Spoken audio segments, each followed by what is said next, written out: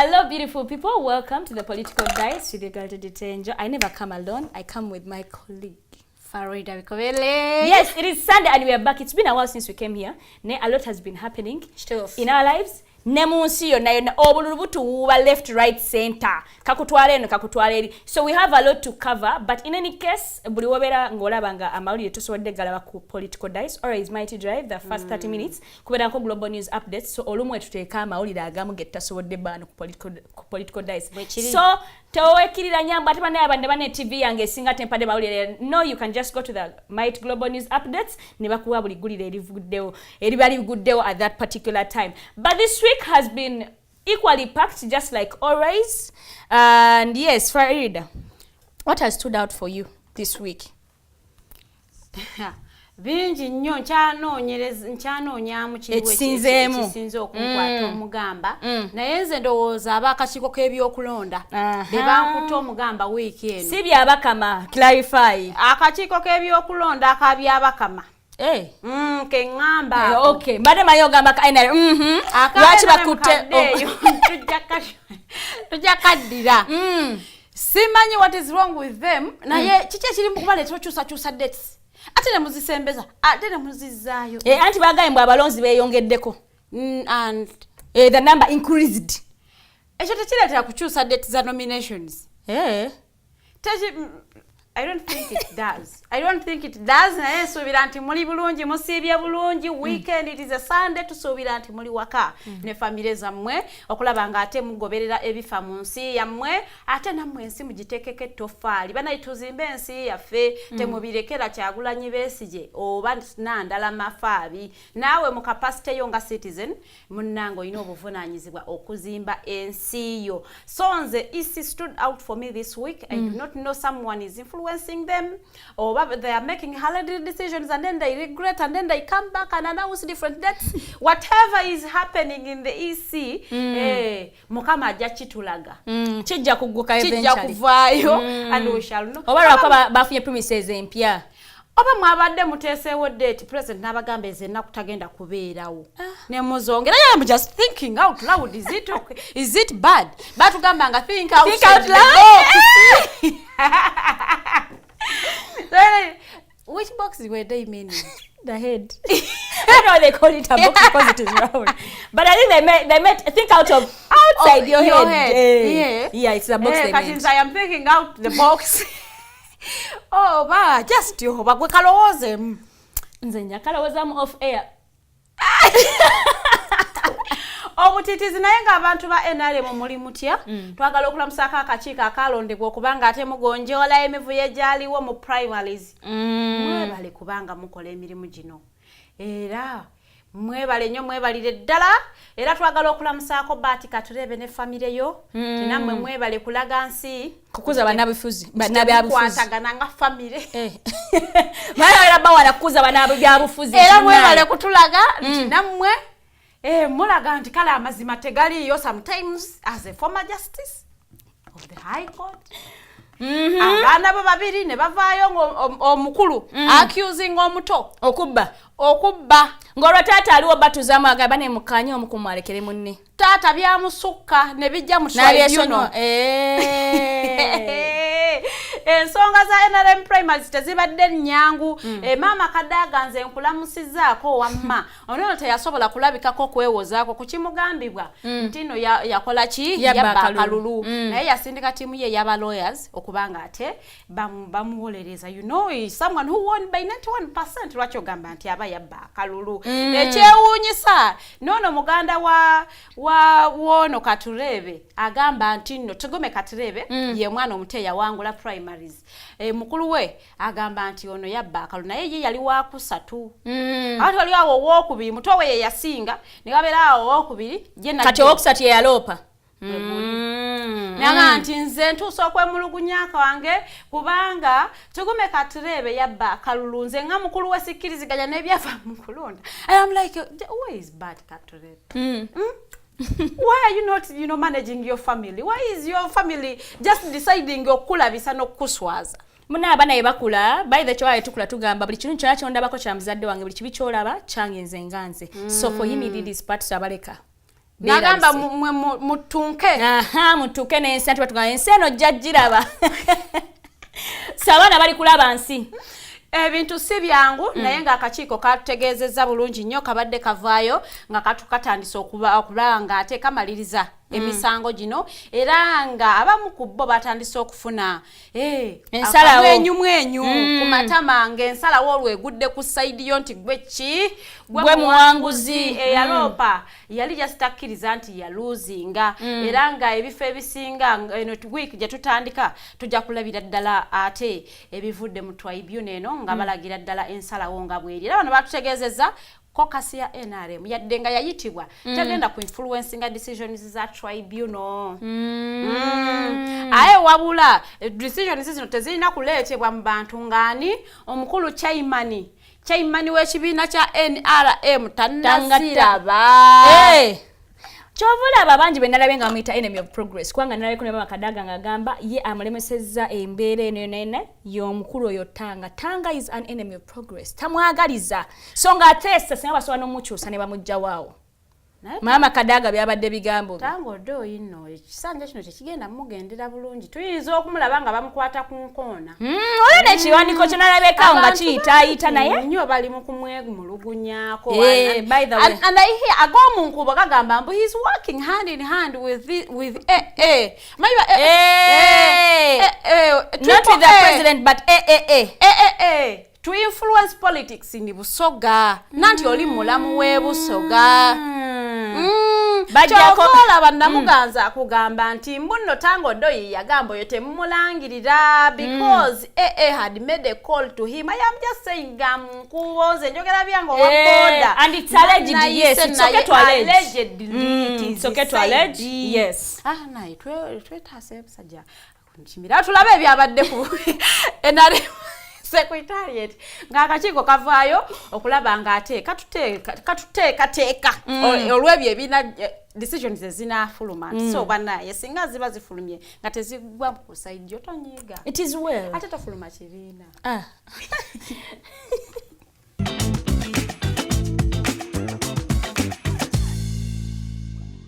ensala agiwadde abasomedde amannya agavudde mu nsala eyo ate ajja kubanga ayongera obbawa olupapula oluriko emisango egyo egisaliddwa enjogera bannange tugende nti kakati okulonda kuno kusembayo Tanga talina kubeeramu kubanga nga compromise twagamba twongeremu abantu abalala ne tuteekawo omaki ne tuteekawo Waru ne tuteekawo Kinobe ne tuteekawo twagattemu abalala nga twagala tumukendeze ku maanyi neera tasiba mu ofisi asiba kuzungazunga kulwanisa abantu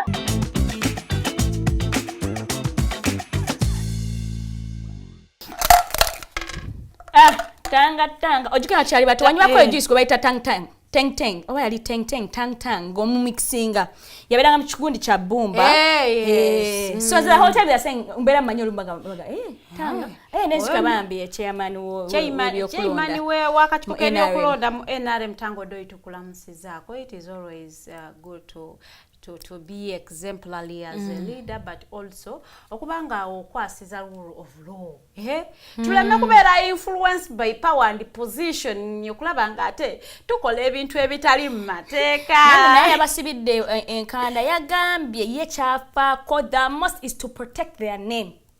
He wants them to be exemplary. Remember, it's the ruling party. It's the party in power right now. Nagamba yecharwanira. Yes. Ayagala party yere mekuyisibwamu maaso. Ayagala party yere exemplary. A protectinga chifananyi kyachi. Chapati. Nagamba kana alabayo. Nenga chichali wacha protectinga. Wechiri. Ate obuvuyo bwabadde wasimucho. Nanti ngambe already tachi ayina kuchiprotectinga. Already chasasika. Chasasikadda. Kifana nchayo naonekanza I don't know why kifana nche kitaliwo. Nenge kifana bagezako kisiba so tape kikomeko. Ensonga abakulu mu NRM ne ate decisions ezinava mu tribunal tujja kubanga ate ensonga ezo tuzigoberera bulungi nnyo awo nze mba ntambudde ngenda sobola kwogera ku NRM nesogera ku bibiina birala naddala ebivuganya ekibiina kya NRM betegese kyenkanaki PFF tubakungubagirako. It is very sad that in just 1 week you have lost 2 people, very important people in your party. So it is really sad. Omu muvujirizi omu abadde mu member wa NRM kukotivu nnyo ate nga abadde aspirant mu Western eyo mbalala. So it is very sad. Era tujasaba ate Omukama Katonda emyoyo gyabwe agiwummuze mirembe. Faawo tuba tutambudde tugende ku banywanyi baabwe abenaja nankumbi nabo tubabuuzeeko powa oliotya powa ye powa baninga powa oliotya ebyaddala powa how are you Were you influenced, you know, to just back off, or it was your decision to you know, kulekera Nandala? Power dresses in long sleeve. Nandala does not. Power is he's patriotic, you know. Hey, alabanga ate mudawo mulwanira ekifo ate bichi no, it's okay. The son of Bugishu tukula musizako economist lawyer Nandala Mafabi. How are you? Should I tell you how he is? Yatutegezeza nagamba nti ku mulundi guno bonga ab'ekibiina kya FDC bagenda kulembeza ey'okugamba nti enjoga ey'okugamba nti money in the pocket, sente mu nsawo, nti bagenda kubanga bali mu kukolera wamu basobola okulaba nga buli munnayuganda abeerako n'akasente mu ki choba yagambe tuwayita ali mu profession ye, he's an economist, a very good one. So agambye tajja kubanga ate aluma n'ogwengulu okulaba nga ate bannayuganda babeerako n'akasente but also ekibiina kya NRM gwe mulama gwe gumu gwe bali mu kukola ki gwe bali mu kutembeeta nga bagamba nti they are going to increase household incomes. Kokale kukyusaamu bigambo bugambo naye byonna ssente. And also just to inform them, it is not like we don't have money in our pockets. We do have some money in our pockets. But the man does not sit there. It doesn't sit there and it is very less. It is so less. So just point of correction. So power yavaayo n'alangirirwa wiiki ewedde nti ono yagenda okubanga ate akwatira ekibiina kya FDC bendera ng'avuganya ku kifo eky'obwa president mu kalulu ke tugendamu akaabona ka 2026 era ng'ono ayogerako n'abannakibiina n'abasuubiza okubaleetera obuwanguzi. Otunuulira ensonga nga bwe ziri asobola okuleetera bannakibiina ne Uganda yonna okutwaliza wamu. Okusinziira ensonga nga bwe ziri tosobola. Mafabi simu bubi. I'm just a realist. Yes, I'm just a realist. You will just not. But chances are very high. Chances are very high. You could be nga gundi wa justice nga we yakola maybe naye ne bakugattako kalisti yako naye nofuka nafuka ngono minister wa justice nga nawe mpozi nga chogenda okola but you telling us atogenda tuleetera obuwanguzi ideally ngenda mwala mko Ewera coalition coalition eyo esoboka nogenda ne bakuwasa nga we bawasa omukulu Mau nawe ne weeyunga yeyo munaye just n'otugamba you are working. You are working. So he mu speech ye ng'ayogerako eri abantu yategeezezza bulungi nti agenda kukolera ddala okulaba ng'ate akalulu kano akajja mu wini. So ffe mwena ababeesimbyewo ffe tubaagaliza birungi. Mikisa. Tubaagaliza birungi byereere. Oyogedde ku DP omukulu Nobert Mao tukulamusizzaako. Niwo bubizi wabulabi. Abaana tebakyakutiirako ddala ya. Naye ate mwe ngamba mwe aba members ba DP abali mu kulwanirira ekibiina kyamwe lwaki muleeta obubizire musuula ku office ng'ate buwandikiddwako byabakama. Justice byabakama mwagaza abera ku DP ntino byabakama yingira mu nsonga zino tokkiriza Mao okugenda kubeera nga presidential candidate kubanga si omukulembeze ffe gwe twagala nga ab'ekibiina kya DP ffe twali twagala muntu mulala nnyo ate munnaye mukulu Mao ne yeewa ekifo n'agamba nti twamulonze naye tetwamulonda naye ensonga eyo ne baleeta obubizi bwa black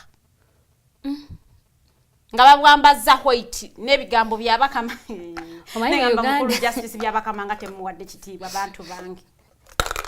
Mu Uganda bagamba mbozibiriza katono nya everything has just changed. Everything is just changed. So aba DP bali kusaba chairman wa elections. Thank you. Ayingire mu nsonga za party yaabwe. Exactly. Which he clearly stated n'agamba nze ebintu bya party sibirimu. Obuvuyo bwa NRM sibirimu. Sibirimu. N'agamba nze bannange.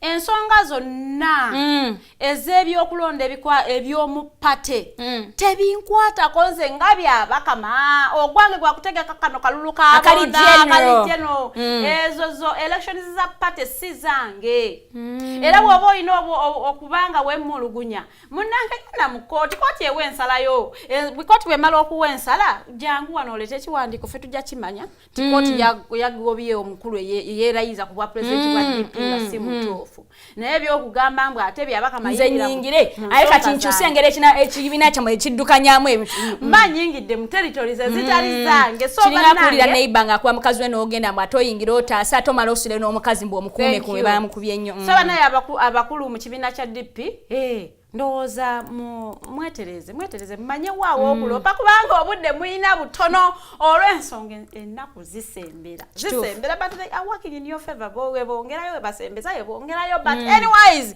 tutambudde tuzze mengo tuveewo nga tonadda mengo producer teyatufuniddeyo byatuuse ku bubizi obubizi kale babutuwe.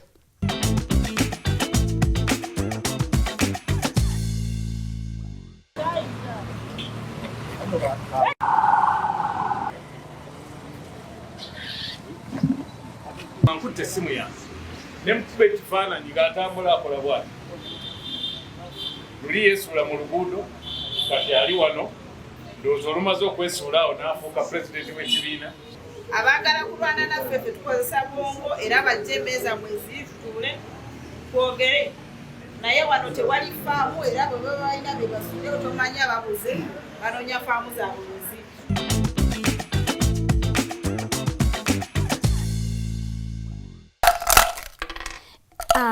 Guli Mukaga, is it because the ruling party, you know, abanyankole for some reason baganye embizi naye ate omuntu wakuvuma embizi baba balabanga akuvuma ennyo because ennaku zino embizi zisusse ojjukiramu ebayigakaawo some activists batwala obubizi ku parliament and that opened up da bubizi saga kwanzika lalo ne batwalira kolopu obubizi nga wandiseko 1.7 billion kati tulaba aba DP baleese obubizi nze on behalf of all Ugandans badde nsaba busize green ye lwaki mwalesebwa black angana black what were you communicating exactly gwa black oba ya muddugavu nnyo and the chances are very high my mau yagamba Bagandas don't like him everything mau ensonga simasonga etaano bayongerako ey'omukaaga ngey'omukaaga bagifuula mawu but anyways bannange mwetereze ffe ensonga tugivuddeko katutambule tulambuleko kuba NUP fadda tokulamusizzaako naye munnange kulikayo ebweru kulika interview omwana kazitekalikataakwoce ate nze no mbagamba nze nkusobola omuganda akiyita kimabaga. This is Ogamba Sabo, Mr. Interviewer. I am not going to answer that question. Because I have not understood it. Because I'm not ready. No, I am just not ready to answer. Ogamba, no, it is actually threatening my peace. Why would you give such an answer to a question as clear as that one? Bobby Kumala Bangani, ne Bobby Musajja Mugezi nyo. Did I hear the reply? Oh. Okay. Nenga fada tosobya togambwa ko tukulamusiza mugenda mu Uganda mpya. First of all, the proprietor of the word Uganda mpya does not know how to define what the Uganda mpya is. Simanyenga part of Africa. It was a part of Africa even before the new Uganda. So what do you mean? It is a part of Africa. It was. Manya natural waters. We've always had those things. Like, by the way, comment in the comment section before we get it. Let us know what is the Uganda Ampia. Please tell us. Fill us in. For the is okwa lebe going to answer kuocha. Before we get it, we baga mbantu ogenda mu Uganda Ampia. What picture of Uganda Ampia do you have? Because now nanyi kuchita tata chimanyi kuchinyonyola. Atenda muneze nalabe interview. It is when I came to my realization and I'm like, wait a minute. Ne Uganda Ampia wa mayeriwa. Ninga linda ko. Actually, me, I thought. Anaba NUP. Anaye, kulamusizzaako omukulu atwala akakiko k'ebyokulonda. Aka NUP. Njagala mva ku nsonga za fada ngende ku nsonga za NUP. Vetting process egenda maaso abantu bavuddeyo nga bagamba nti vetting process netambula kasoobo ddala etambula kasoobo ate nga abantu bangi muli just kuba councillors before bikyaliyo biyitirivu ate nga mugenda ku vetting the whole Uganda nga bwe mutugamba nti muyina abakiise mu buli nsonda ya ggwanga Uganda era nga abantu bagamba the vetting process is very slow kiyinza okuleetera ate okubanga kibatataaganyamuko kubanga ate banoonya yadde nga bano batutegeeza nti oyo anaweebwa kaadi vetting process ejatwalako percentage endala egenda vaawa ku gurawundi woyagala okwesimba abantu bakuwulira abantu bakumanyi bakwogerako is that after nga bakwadde kaadi gwe obeera incumbent nga obadde tokolera bantu bwe banatuuka ku gurawundi nga obadde tokolera bantu kaadi toyina kubanga ekitundu ekinene ekikuweesa kaadi kiva ku ground kati kambuzeemu so before giving you the card bajja sooka bagende ku ground as well even when you qualify your documents the way you provide. Thank you. Era twalabyeko abantu nga bawaayo ebiwandiiko byabwe nze mbadde manyi nti nawe mbadde simanyi nti pasilipu ya piece of erina omugaso nalabeka okansala gwe bawadde nga vve pasilipu ya P7 nze sikyagiteekako ne ku document neze yange oba sigiina no sigwe even when they're asking for documents they don't really need it but ankia ku senior 5 na transcript honestly they don't need it ebiri ku NUP ng'ate bali mu kuvetinga abantu baabwe abagala okubakwatira kaadi mu kalulu ke tugenda mwaka 2026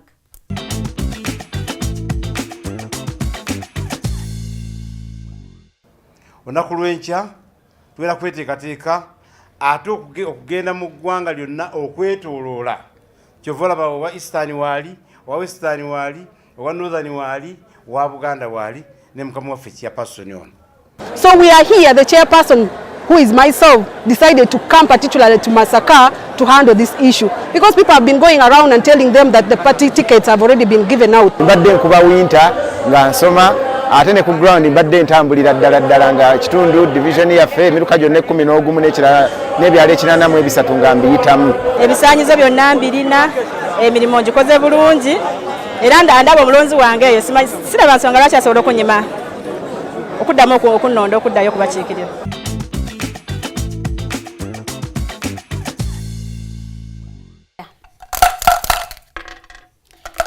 Ezo ensonga eziri ku kibiina kya NUP gwe kikyo etuba tetuze auntie how are you auntie eri mubufumba efumba ebo bezatoke auntie Luli alina delegates conference ne balonda omukulu Mugisha Muntu okubanga agenda okubanga abakwatira bendera kuwa presidential candidate so banaye they doing something. Aunt, just to bribe you, not even to bribe you, just to tell you something. I'm one person who believes in aunt, by the way. Nalabako wano olumu twakyazaako President Muntu. And our host nambuuza senga temwegasse ne PFF. What would aunt remain ng'ekola? Yandibadde esigala ekola ki? N'agamba would remain nga tukyazimba. Nga we are building structures. Yes. Aunt is a party that will build structures. And for me, I believe in such things. Instead of coming out and you tell us a new Uganda that you really don't know how to explain, build your structures so that by the time you come out, you know exactly what you want. Like njagala kola kino, mfune kino. Like kwa obero taking a lot of time to build whatever. Si kugendera kuchi. Aba common man is party tubala musizaako muli mutya. Songa zo mukyere muzitambuza mutya. Mukulu baraka nyagwa. General Muntu. General Bijirwa. Moses. Namwe kumanya ngadeko ne hood. Ngabali mukulya mukyere. Songa za pira wanga muzikwasiza manyi. Mbatumide ka DFF ekintu mukwasiza manyi wano mu Buganda, but I pray you don't stop in Buganda. kubanga outside Uganda tetubawulirayo tubetaga mutuke all over everywhere. You know, we don't think you should be a Buganda party. You can't. It doesn't make sense. You see, with that tree, not you know, trees, you know, grow everywhere. You stay in Uganda alone. Peasants Party, how are you, Madam Stesha Mayanja? Now, musicians are transforming into politics, by the way, even journalists. So whoever that are here, I don't believe in politics. I don't follow politics. You're seeing how the country is moving. Journalists bebakuba akalulu mu NRM primaries muliwa. Temunadda. Wale gwe nalabye yabadde mu tribunal. Ngana yagenda kwekala kasanga gamba yali ngagenze kulopa. Sinamanya omusango gutuseewa naye nga jali wale gwe nalabye. Ate kati omulala ye NUP tenamusoti ngobe muwe batemuwa. Okay, nze mba ntambudde nze nga ngenze wa justice by'abakama olunaku olwokuna. Omukulu justice by'abakama bavaayo ne bayita banamawulire nga baagala otegeeza eggwanga n'abo abazannya akazannyo k'ebyobufuzi nti ate bongezaayo bakozemu enkyukakyuka mu dates ez'okunominatinga abakulu kuva ku bakansalas paka ku bwaki ku bwa pulezidenti era bano ne bategeereza ddala bulungi nnyo nti ennaku z'omwezi nga 11 enkya omwezi guno gwennyini ogwe tulimu mutandikira ddala okubanga mupikinga ki nomination forms era ne bategeeza nti gwe nga weegwanyiza okwesimbawo ku bwa president bannange nomination forms temuzijja ku mitimbagano mugenda kuzijjira ddala wali eri ku headquarters ku kitebe kya electoral commission mugende babamanye sakira tensemanya nti Katumba oye akomyewo ayagala kwesimbawo ku bwa president yoyo yategeezezza nti nno mu Uganda ye janabenga akulembera buli awasa nyumba free house get married, get a free house. Katumba oye twale entebe baba. Katumba oye.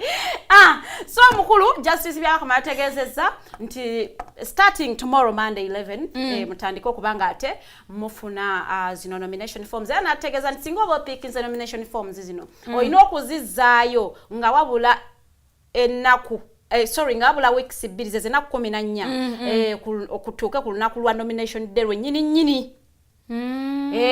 Singa bagamba nti bagenda kubanga ate baba nominatinga ku lunaku katugeze nga olwaleero oyina okuyisaawo weeks 2 thank you 14 days to the nomination day ngosobodde okuzaayo empapula ezo so abalala si byakuzaalwa nyinyi lwa nominating bagano go download ate musobole okubanga ate mulaga ki interest era ne sente yategeza bulungi nti you know you're rightful thinking Uganda tosobola kujja mu byafuzi nga tomanyi sente zoyina kusasula okitegedde ekintu ekyo kyoyagala so lagambe sente zilambikiddwa bulungi nnyo naye wabula bagenda kubanga ate bateekawo guidelines zino okujjukiza abantu kubanga abantu beerabira nti everyday abantu bangi bayingira ebyobufuzi so nagamba nti bagenda kubanga bajjukiza bannayuganda emiwendo gy'essente gye balina okusasula as per the position gy'oba oyagala okwesimbawo era ono yategeezezza bulungi nnyo nti olw'ensonga nti abantu beeyongedde ngamba abo abalonda era ne polling stations bakoze eki ezimu bazisplitinze bazongeddeko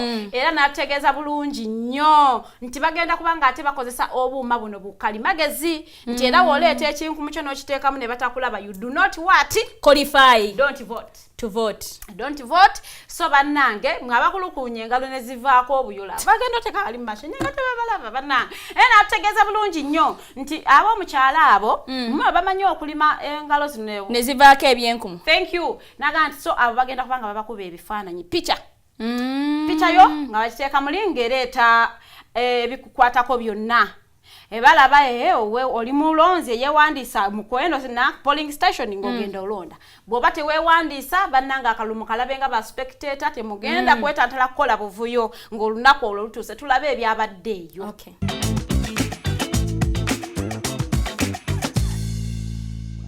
tukizudde nti ebifo bingi nnyo era tulina okubyawulamu okutandika ennaku 11 mugende mu ofiisi ezo omwezi guno nja ku lunaku lwa bbalaza mutandike mugende mu ofiisi ezo babawe empapula ezo eziraga biki byolina okugoberera bino byolina okuleeta ate empapula zogenda kuwaayo ku lunaku lwokwewandiisa wa nominations.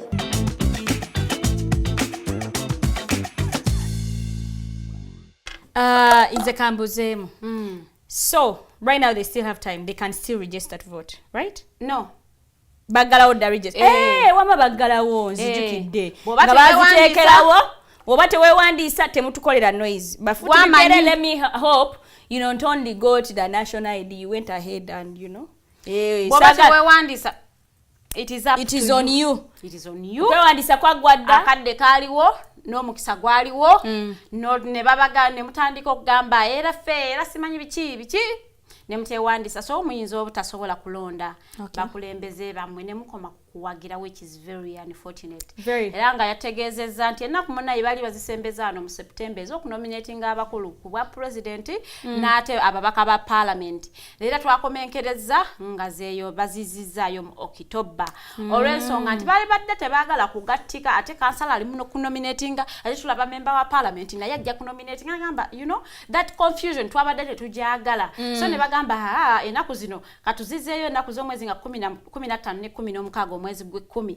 wetusuubira okulaba nga banominatinga ba members ba parliament awo nno bajja kunominatinga aba presidents abagala okwesimbawo ku bwa president ekyo kimanyikiddwa bulungi nnyo nti bw'oba oli public servant tukusuubira okuba nga walekulira omulimu omulimu nga walekulira no tukakasa bulungi nnyo nti nze banaye ngenze mu elective politics bino ebyokusavinga public mbitadde mbirese era okuvaako awo ewa justice byabakama twayise bukolokolo paka ewa justice baguma ono yali musango gwa Dr. Kizza Besigye ne munne Hajobed we shall overcome someday bakayimbisiza naku kubanga kuva ku macha sawa 3 omusango nga gugenda mu maaso paka sawa ebigambo by'amateeka bisalaawo biyitingana paka sawa z'olweggulo 12 7 hours down the road nga boogera lunnamateeka birivumbuka nkulamusizzaako oyo nno State Anthony ali musango gwa Dr. Kizza Besigye ne munne Hajobed Lutaleka Mulegea ono yategeezezza abakulu ba council baba lawyers ba Dr. Kizza Besigye babadde basaba abantu baabwe bateebwe olw'ensonga nti bakamala bamaze ennaku mpitirivu nnyo mukomera naddala ezisukka mwezi ziri mu mateeka ate nga baga nti singa oba owezezza emyezi 6 ng'oli ku bail ng'oli mu komera you know you qualify for mandatory what bail so munnange birivumbuka nagamba no I have so point of objection my lord sustained nangamba abantu bano kakati my lord yobalaba bwetu nabata bagenda kutataganya ki omusango guno naddala mu kunoonyereza tukyakola okunoonyereza nze my lord mbadde nteesa abantu bano basigale nga bakyakuumirwawa mukomera ruzira kubanga omukulu Dr. Kizza Besigye yali amaliridde okukuba ani omukulembeze w'eggwanga lino amujjeko byali byakulwanyisa bya mu bbanga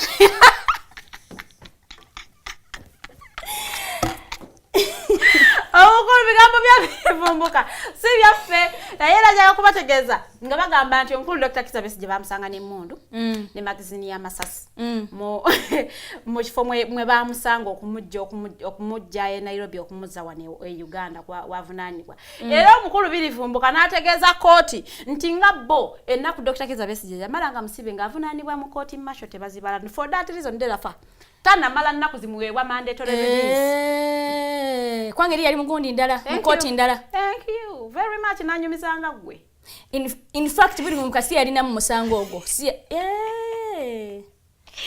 banange teba free bani Mugabe how are you you see kambuze anyway kansigale no you can ask General Freeman Mugabe we bakomyawo gundi ne bamudiza ekifo wabateka omulala tanatandika kote natandika kola omanyi General Freeman Mugabe teyasoma mateeka tetumusuubira kumulaba ku eyo 7 wati 7 komite y'abantu 7 kubanga etteeka lyalambika bulungi nnyo nti abantu abalina okutula ku eyo komiti nga bagenda kulamula emisango mu kooti masho balina kuba bannamateeka so General Freeman Mugabe twamulabako yatulabako till we meet again till we meet again birivumbuka kozi jaja advocate tujja kubanga tumulaba ziri waggulu wano. But anyway, we shall see you as well. So birivumbuka musango ogwo nga bwagamba you see point of objection is asikiriza n'abakulu bano kubanga tubaweebwa ki baweebwa bail. Ate ng'era njagala okujjukiza nti Dr. Kizza Besigye yali menti okubeera mu kooti last week n'atajja ne batamuleeta mbuno omulamuzi Baguma yagaana okwaloke yagaana buganyi yeebuzaawo yeewamba allegedly teyeewamba just he made himself disappear. Ne lwaki tulabye yabadde mu kooti.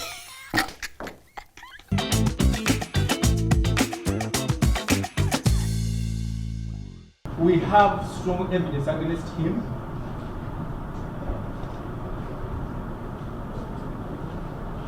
And we are ready to try him.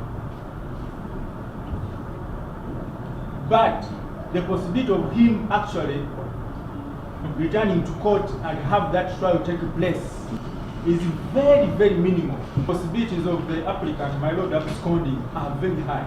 Mulamuzi Emmanuel Baguma akaza amaaso n'agamba tu Dr. Besigye tannaweza nnaku 18 olunaku ekirabwa n'ayongera ebigambo mu ruulingi ye ebitalina mukono nti ye ennaku z'amanyi zitandika nga 21 mwezi ogwokubiri omwaka guno bwe bamukyajinga enakawa nti ebyo bya General Court Martial ye tabimanyi.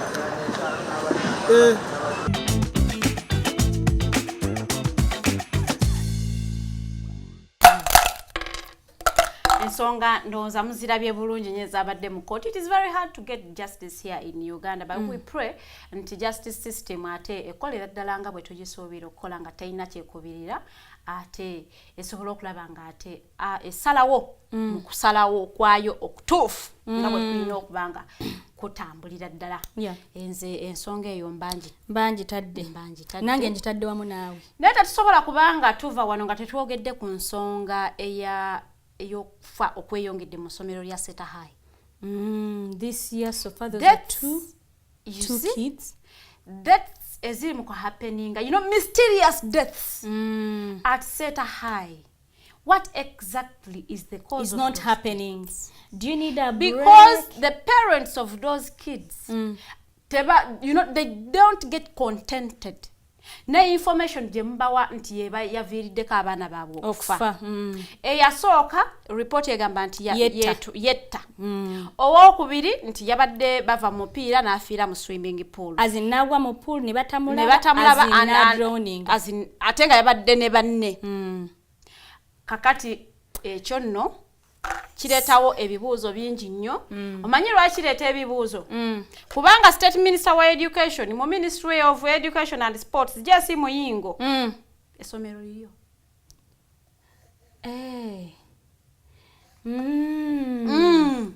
Okay, now it makes sense.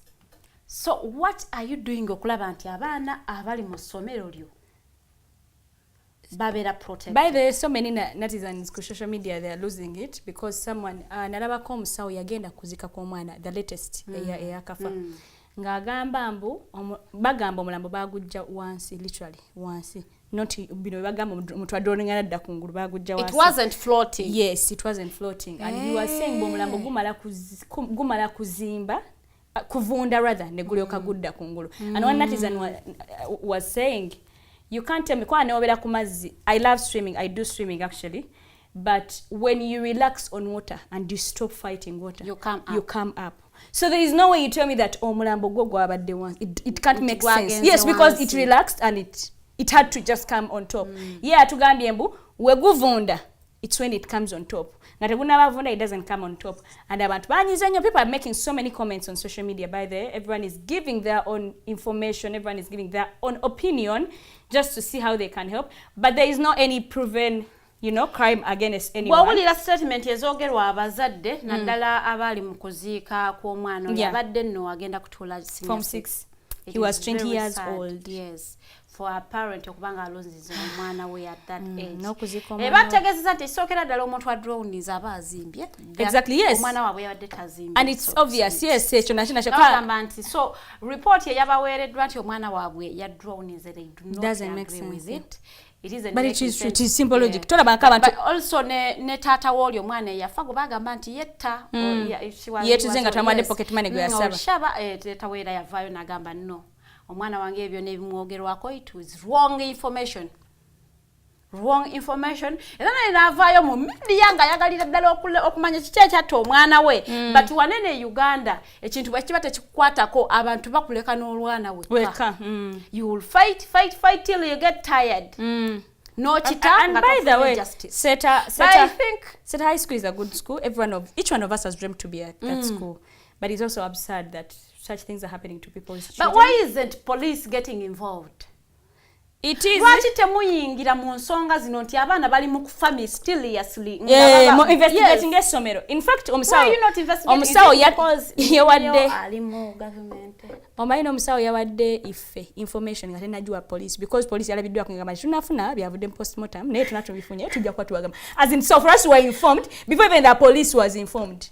Wow. Because yagenze paka gye bazika oba nkumutu okola postmortem n'agenda ne gye bazika just to give a report of what happened. So I mean, that seems like something is happening within the school that the public doesn't know, but also it would be very, very, very paramount for police to get, interested and involved in what is happening within Seta High and what is causing these mysterious deaths, because obulamu agenda tadda. But also the owner of the school, you need to work to look on the public image of the school and find out exactly what is causing what is happening, what is happening within your school. It isn't a bad thing as coming, to speak about it. Kubanga abazadde balumwa. Yeah. The parents are grieving. Here in Uganda, if you don't have power, you grieve. You can even have your man and you just grieve up to the end. Yes, but to the people that have died, really, may their souls rest in peace and may God comfort their families, because it's tough when you lose someone you really treasure and love. So, Sibyangu, please Seta High School administration, do something, because it is not fair. Like, it's not fair. You lose someone and then they just give you a report and you just go with that. So, because before we know it, it will be so absurd to have another person die. Hey, wechibanga chintu chiria, wechibanga choyo nga tizimu nga it is doing that, tumanye. To involving spiritually. Spiritually, tumanye nchibanga chisabide kusomero banna eriasali wake emizimu and all that, because it is getting out of hand. Yeah, katulabe byabadde ya then tukomewo.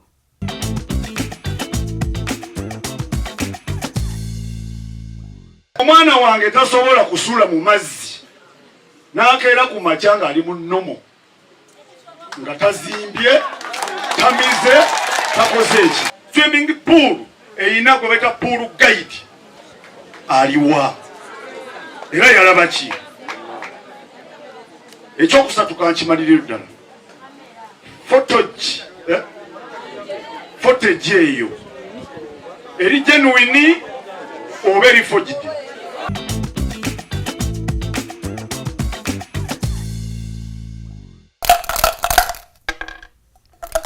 Ensonga z'okusoma tuba tuziteese ebbali nga tuze ku nsonga z'okusanyuka, nsonga za mupiira, education and sports. Tuli ku sports, nsonga za byamizannyo.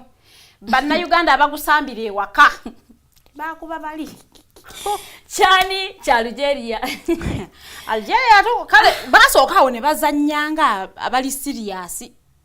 My God. But it was have you ever experienced like something expected but it hurts you? It's kind of pains you. Yes, I saw it coming, but not like that. It's a goal as somebody. It was unexpected loss, very expected, but not like that. But still, it kind of pained the Ugandans. Omanyi batukuba golo nga zino ezasomba bizanya zine za World Cup. Not even World Cup. World Cup, Premier League zenyino. Omanyi zakwa zi Premier League ziri ezinywa obunyu. The goals they batukuba. But for me, I'm still proud of our boys. But also, Mr. President, lwaki abaana basuubiza sente ku lunaku lw'omupiira? Abaana bano lwasinga mubawa motivation eno nga tukyali eno mu kwetegekera ne bamanyi ate bongezaamu amaanyi. Moses Magogo, what are you doing?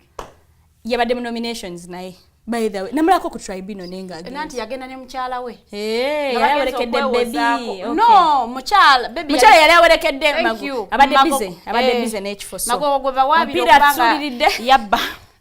Asimanyi. Naye nga Uganda isn't doing any good. We pray tuleme kuswala butava mu kibinja nga ffe abategeka. Tujja kuba tuswadde nnyo. Kenya is doing relatively okay. Tanzania is doing well by the way. Kale ogenda okulaba nti mu East Africa. Ffe abasigali. But also bagamba anyway, Algeria is a very very strong team. Really for Uganda. Why are you not building yours to be strong? Well, my boys, I'm going to understand you. Algeria is a very strong team. Yeah? And I can't wait for tomorrow's match. Yes. I think tomorrow we are going to be playing South Africa, if I'm not mistaken. And I can't wait. South Africans are very long people. Anyway, South Africa twagikubako. Yeah. Twagikubako, so I am very positive. I can't wait to come to Nambole. By the way, I'm going to come. Yeah. Support my boys. I want to thank Uganda kubanga mwa supporting. Mu supporting zo mpira. Ate nzigwa nayo. Nera banda yatesa anti mpira guno mugufule gwa license buli omwe asobola okuyingira mwakolera ddala ekintu ekiyambira ddala banda Uganda okulaga obuwagizi bwabwe eri Uganda Cranes. But also tetujja kugwa mu manyi. Mr President, you can still take a walk on 1 point is something 2 billion. Oba you knew ngati bagenda. But yabagamba every win, so it still stands. Oba yamanya tebajja wangula n'akateekawo. They will not take the money. But President wasn't there. It was a baby but there. We wish the team well. We wish them to win, and we wish kulabanga tetusigadde mu kibinja as a country. It will be very, very disappointing. Yeah.